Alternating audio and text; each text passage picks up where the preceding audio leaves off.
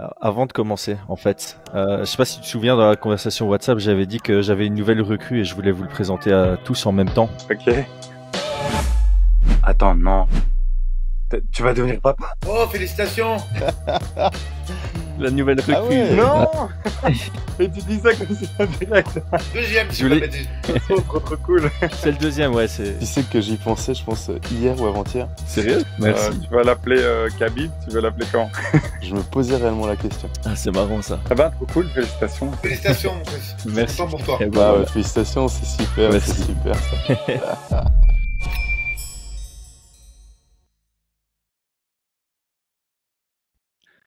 Bonjour à tous, j'espère que vous allez bien. John, ça fait longtemps. Quoi de neuf? Ça fait super longtemps. D'abord, je m'excuse, j'ai la voix qui est un petit peu cassée, donc si jamais on n'entend pas très bien, c'est de ma faute. J'ai un peu trop crié. Pas sur Justement, pas sur quelqu'un, je tiens à préciser. c'est ça. On va faire une vidéo où on prend un peu des news l'un de l'autre. Donc, où est-ce que tu as un peu crié? J'ai crié, je fais pas mal de trucs. J'ai fait la direction artistique d'un projet en Belgique qui est d'un festival, d'une stage. Et donc, du coup, il y avait une très bonne ambiance. Et voilà, on a fêté tout ça et j'ai plus beaucoup de voix. Donc voilà. Ah bah, déjà, félicitations, parce que c'est un gros projet et tu me disais en off que c'était la première fois que tu t'occupais de la direction artistique pour Surtout une d'un stage gros. dans le festival. Ouais, c'est ça. Il y a un petit peu de tout. Donc, cette boîte-là, elle fait de l'ADA. Et là, du coup, il y a. C'est marrant parce qu'il y en a qui savent pas que je fais ce que je fais avec toi là maintenant. Donc, si, quand ils apprennent ça, c'est un peu drôle.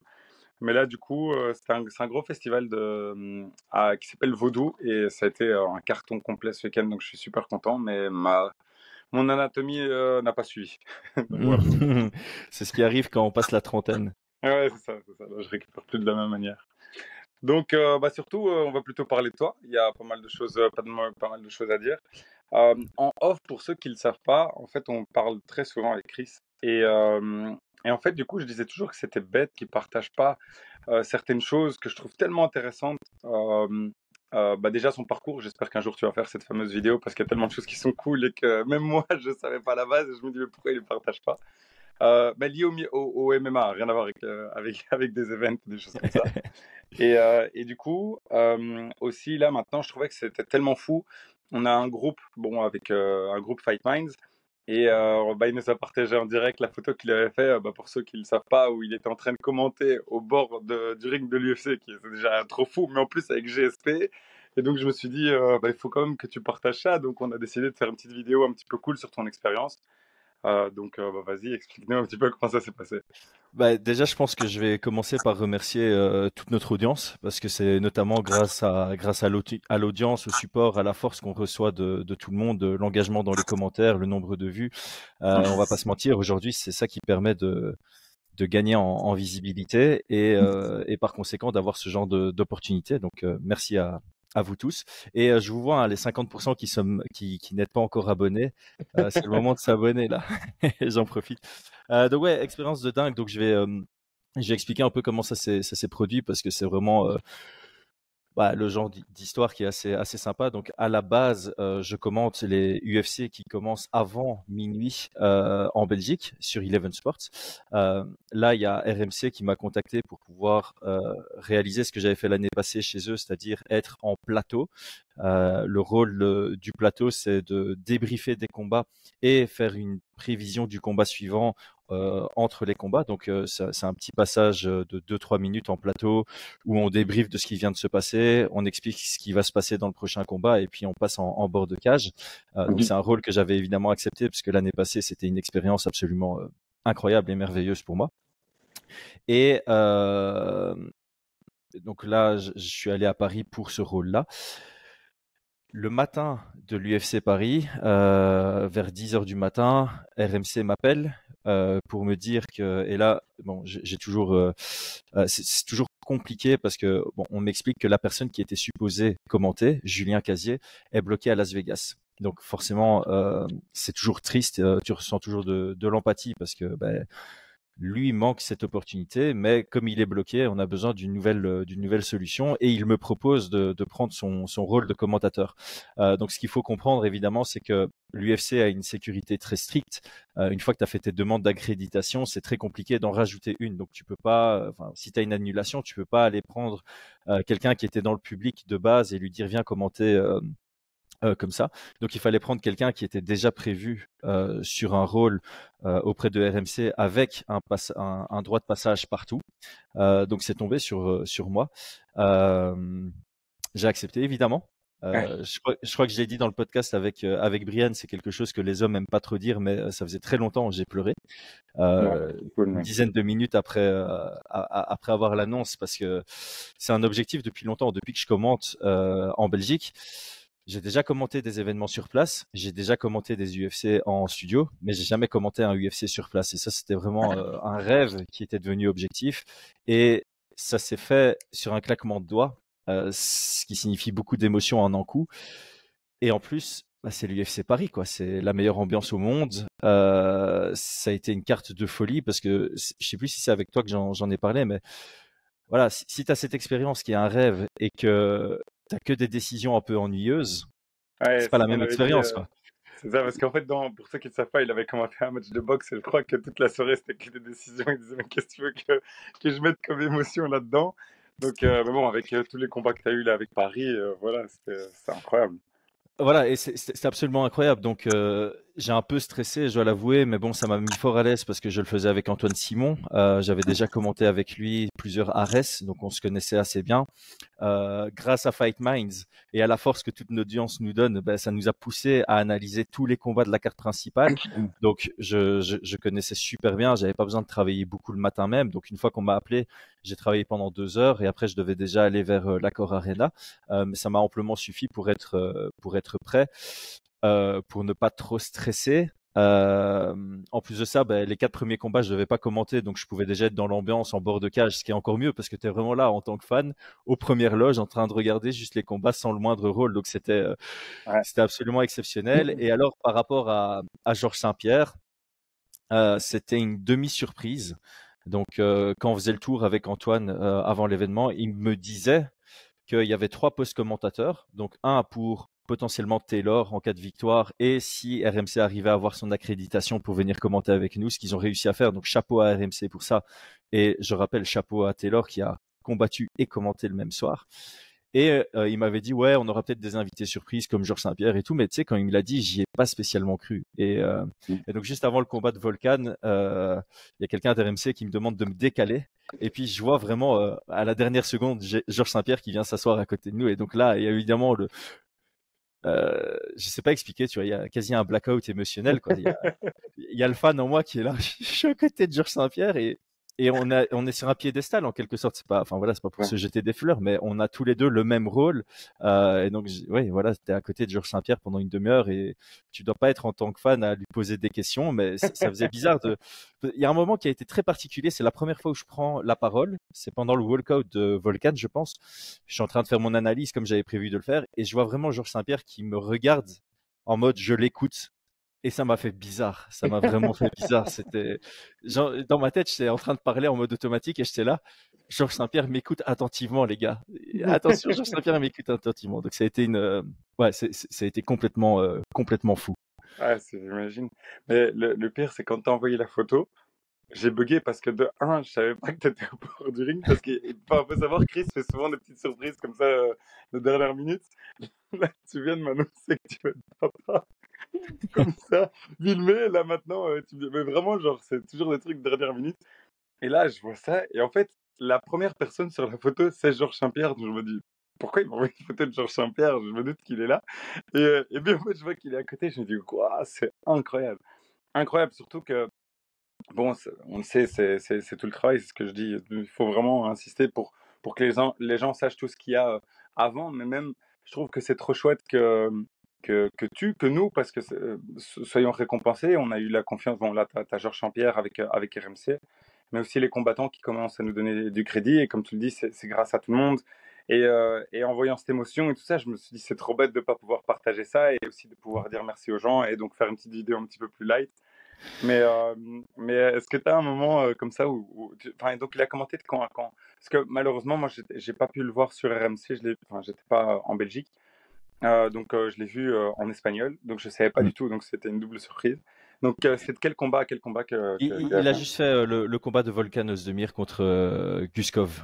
Donc on l'a eu avant les walkouts, pendant les walkouts, pendant le combat, un peu sur l'après-combat.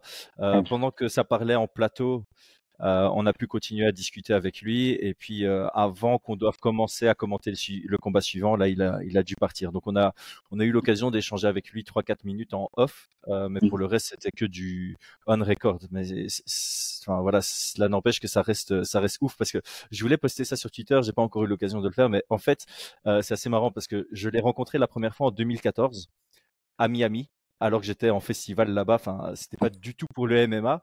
Et bon, allez, j'ai aucun filtre. Donc, j'étais en train de dormir dans la voiture parce qu'on avait fait la fête la veille. Et mon pote qui conduisait me réveille. Il suit pas du tout le MMA, mais il me réveille. Il dit Chris, c'est pas un gars connu dans le MMA. Et je vois Georges Saint-Pierre de dos. Et je suis ouh.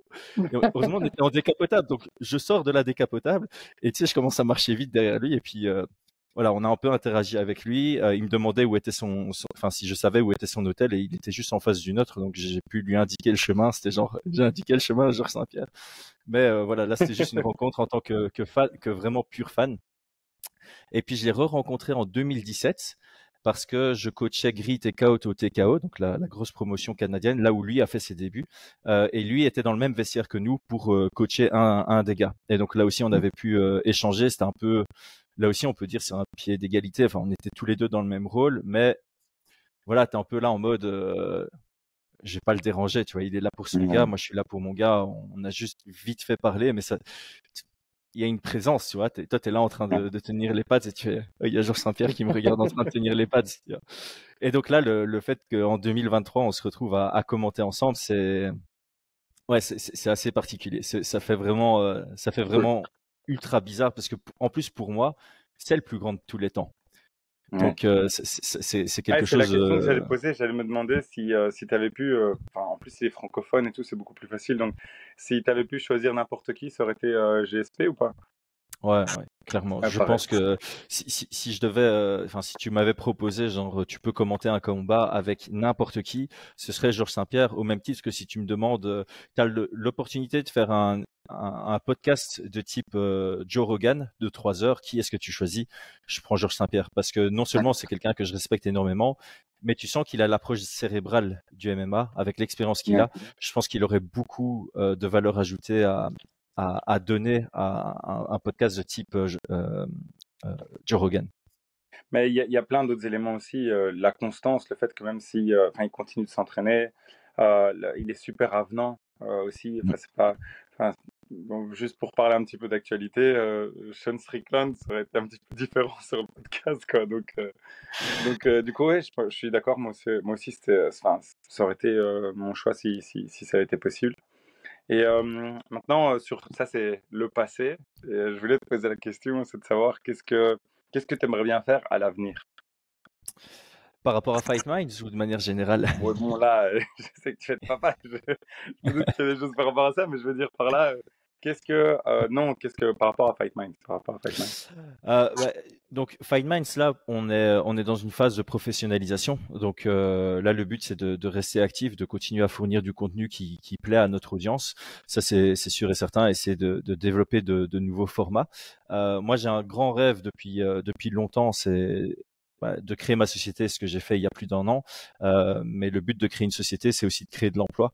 Donc pour l'instant, je travaille que avec des freelances, mais à terme, j'aimerais bien que Fight Minds devienne une structure avec des internes aussi, donc avec des employés. Donc ça, ce serait un petit kiff. Pour ça, évidemment, il faut sortir de YouTube. Il faut pas faire que YouTube, c'est trop risqué. Et donc, on a plusieurs idées en interne, dont on brainstorm. Attends une seconde, mais je croyais que tu allais placer un placement de produit là maintenant. Je me suis dit, j'espère qu'il va pas faire ça, tu vas dire. Et c'est pour ça que je tiens à remercier notre sponsor. Non, on va pas le faire. C'était juste une blague. Je vais voir si tu vas faire ça. Ça aurait été pas mal en soi, parce que c'est comme ça qu'il faut faire, c'est, tu vois, naturel C'est dans la vrai. conversation. Non, mais ici, voilà, je prends un bête exemple, mais avec le recours collectif qu'il y a contre l'UFC, moi, ça me donne vraiment envie de faire deux choses. Ça me donne envie d'organiser un événement. Donc j'aimerais bien qu'on puisse organiser des événements avec vraiment un grand respect autour des athlètes, que ce soit centré autour de l'athlète et que tout ce qui est construit puisse plaire aux fans, mais parce que tu respectes les combattants, que ce soit sur leurs primes, que ce soit sur les contrats, que ce soit de manière non exclusive, que ce soit vraiment des opportunités pour eux, que ce soit très visible pour que ça représente un tremplin dans leur carrière. Donc ça, c'est un des piliers desquels on avait parlé. Euh, un truc que j'aimais pas trop par le passé, mais là de nouveau avec tout ce chamboulement du recours collectif, on entend aussi qu'il y a des managers qui sont très très très malveillants. Et donc c'est une idée que j'aimerais bien qu'on puisse développer chez Fight Minds, créer une société de management d'athlètes pour les mettre bien. Je te vois sourire parce que je sais que ça Non, non, t'intéresse. non, non, je t'écoute attentivement.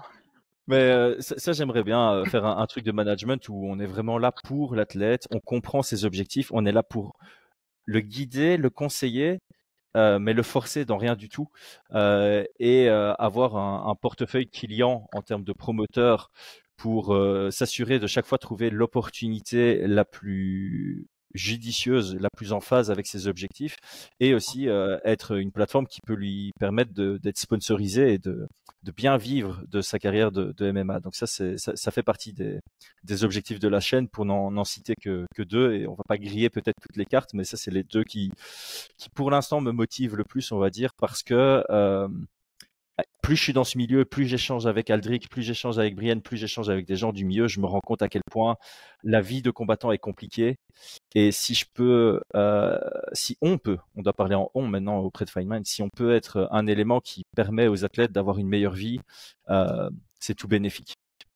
Ok, je vais te poser une question, mais comme d'habitude, on est obligé de mettre des parenthèses, des guillemets et tout ce qu'il faut, etc., pour pas frustrer les gens. Mais c'est une question que j'aurais posée de toute manière sans viser personne. Et je dis, je vise personne, vraiment, s'il vous plaît, ne dites pas que j'ai fait quoi que ce soit. Mais on l'a, tu ne sens pas qu'il y a un problème de conflit d'intérêts si jamais tu as une promotion et que aussi tu es dans le management de certains combattants. Parce que pour comprendre un petit peu la dynamique, le problème est le suivant. Si moi je m'occupe par exemple de tout le développement d'un combattant, sur tous les aspects. Par exemple, on le sait, d'habitude un combattant peut avoir un manager qui se développe sa carrière, va sélectionner les combats, la promotion, essayer de faire en sorte que toute sa carrière se développe. Aussi, une question d'image que je pense qu'on a vraiment beaucoup insisté sur cette chaîne, et je crois que c'est souvent pour ça aussi que je suis là. Bah, c'était plus sur cet aspect-là, c'est de dire voilà, c'est un business, c'est pas juste le combat pur, et donc c'est de pouvoir allier tout ça ensemble. Il y a le coach, on le sait, mais le problème c'est quand tu as deux casquettes, donc les casquettes de promoteur, donc d'un événement, c'est que tu vas vouloir avoir ton combattant. Et par exemple, le combattant, bah, tu veux pas trop c'est un exemple, hein, il y en a 1000, mais tu veux pas trop le payer parce que sinon, il reçoit, mais tu prends juste une pourcentage de là, alors que l'autre a un plus gros pourcentage. Tu veux pas qu'il aille dans une autre promotion parce que sinon ta promotion perd et alors tu as moins de gens qui viennent parce que ton combattant, ça s'est bien passé, parce que tu l'as bien managé, etc., etc. Donc, qu'est-ce que tu ferais différemment? Alors, moi, c'est assez simple parce que je l'ai déjà fait par le passé, hein. Donc, par le passé, j'étais manager et coach chez les Red Kings. En même temps, j'organisais les 360 promotions et le Cage Warriors Academy de Bruxelles.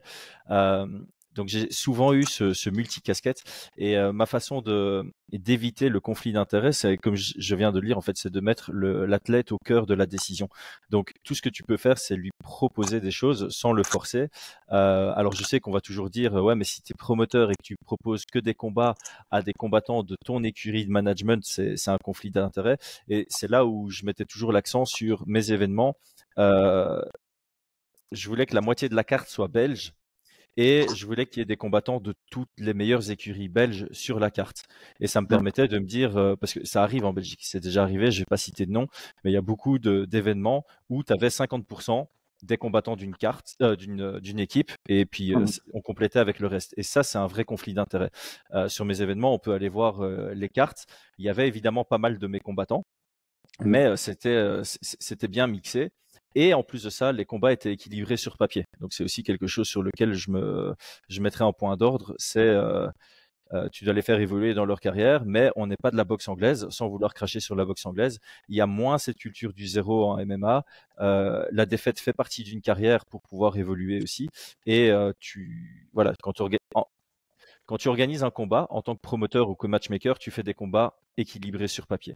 Et tu forces personne, évidemment. Tu n'es pas en train de dire, ouais, prends mon gars, je te paye le double que ce que je paierais normalement. C'est pas comme ça qu'il faut faire. Donc, pour ne pas avoir de conflit d'intérêt, quand tu prends une décision sous la casquette de manager, tu penses que sous la casquette de manager. Quand tu prends une décision en tant que promoteur, tu réfléchis que avec la casquette de promoteur. Et tant que tu as cet axe-là et que tu réfléchis jamais avec la double casquette, il n'y a pas de conflit d'intérêt en soi.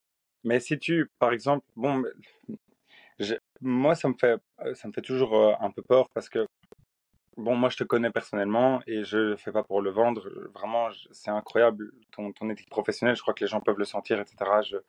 J'ai pas de doute que tu puisses penser de cette manière-là. Surtout, et on le voit, c'est si tu fais une promotion qui est non exclusive, ça veut vraiment dire, toi, tu n'as aucun intérêt là-dedans. C'est vraiment pour dire, je pense aux combattants, parce que toi, ça t'intéresse qu'il soit exclusif et qu'il reste chez toi, techniquement parlant. Donc c'est ça, c'est que, est-ce que tu sens qu'il y a une possibilité que cet écosystème fonctionne, vu que s'il y a une autre promotion, qui, elle, joue l'exclusivité, mais que toi, tu t'ouvres, bah, ça te cause... Enfin, c'est un système qui fonctionne pas. Il faut que tout le monde soit non exclusif alors. Alors, j'ai une pensée assez précise là-dessus. Donc, le fait de faire une promotion qui ne fait pas de contrat d'exclusivité, évidemment, il y a un côté compliqué pour cette promotion-là parce que tu fais combattre des gens et après ils peuvent partir et ne plus jamais revenir combattre chez toi. Mais c'est là tout l'intérêt de faire une promotion qui est axée autour de l'athlète, parce que si tu fais une promotion où l'athlète se sent bien, si tu lui donnes pas de contrat d'exclusivité, il aura quand même envie de revenir chez toi dès qu'il en a l'occasion. En plus de ça, comme tu l'as dit, il y a tellement de promotions qui ont des contrats d'exclusivité que quoi qu'il arrive, que tu fasses une promotion avec ou sans contrat d'exclusivité, signer des gars, c'est compliqué parce qu'il y en a très peu qui sont disponibles par défaut.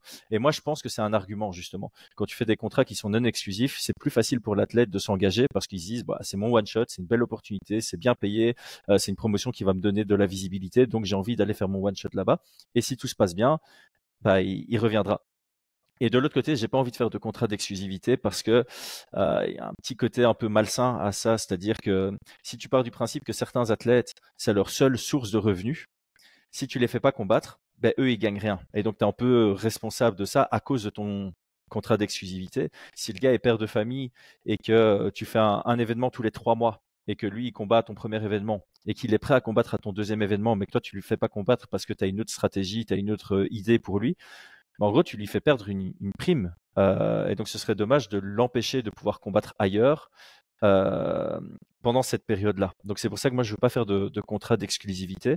Le seul truc que je mettrais dans le contrat, ce qui me semble logique, c'est pour me protéger moi en tant que promoteur. Si je signe quelqu'un pour combattre à telle date, je vais juste l'interdire de combattre les 4 semaines qui précèdent ou les 6 semaines qui précèdent.